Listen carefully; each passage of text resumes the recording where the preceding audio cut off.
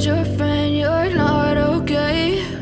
And tell me what's wrong and why you never said you felt that way. And guess you're trying to stay strong and fake a smile until I look away. But I've known you too long, it hurts to watch your blue eyes fade to gray as you fade away, as you fade away. You told your friend you're not okay, and tell me what's wrong and why you never said you felt that way. And guess you're trying to stay strong and fake a smile until I look away. But I've known you too long, it hurts to watch your blue eyes fade to gray as you fade away, as you fade away, as you fade away.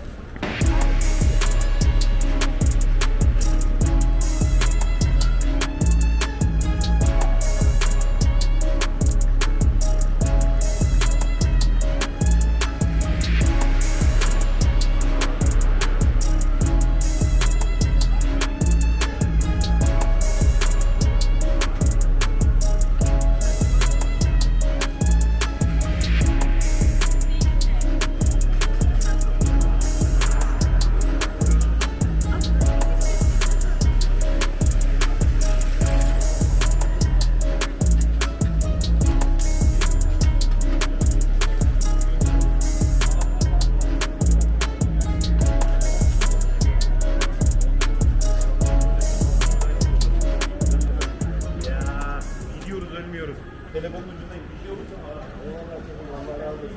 Hadi görüşürüz.